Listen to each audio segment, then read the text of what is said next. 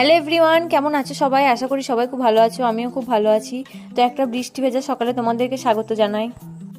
দিনটা আজকে বুধবার, তো বুধবার সকাল থেকেই ভিডিওটা স্টার্ট করেছি। আর সকালে ঘুম থেকে উঠে আমি ব্রাশ করে নিচ্ছি। এইদিকে ব্রাশ করে আমি ফেস ওয়াশ দিয়ে মুখ ধুয়ে তারপর এদিকে চাটা খেয়ে নিচ্ছি। আর চাটা আজকে মাই বানিয়েছিল।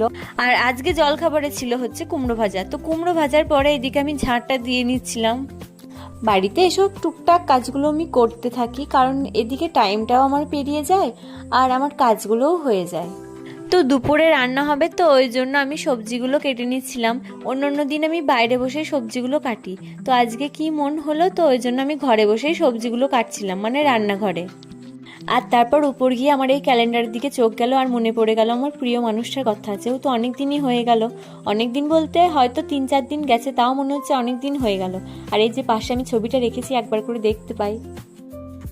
আর এইদিকে আমার স্নানও কমপ্লিট হয়ে গেছে। তো আমি ছাদে গিয়ে দেখি প্রচণ্ড পরিমাণে বৃষ্টিও পড়ছে এখন। তো আমি তারপর ভাত খেয়ে নিয়ে একটুখানি ঘুমিয়েছিলাম। আর ঘুমানোর পরে ঘুম থেকে উঠে আমি ভালো করে চুলটা আঁচড়ে নিয়ে ভালো করে বেঁধে নিয়েছিলাম। যেহেতু নিচে যাব, তো একটু ফ্রেশভাবে যেতেই ভালো লাগে। শুয়েছিলাম তো চুলগুলো কেমন হয়ে গেছিলো, ওই জন্য চুলটা ভালো করে আমি আঁচড়ে নিয়েছি।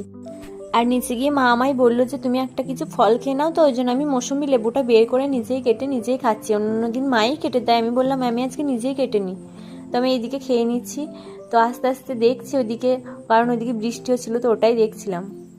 আর রাত্রে যেহেতু রুটি হবে, তো ওই জন্য আমি রুটিগুলো বেলে নিচ্ছিলাম। তো আজকের মতো এইটুকুই।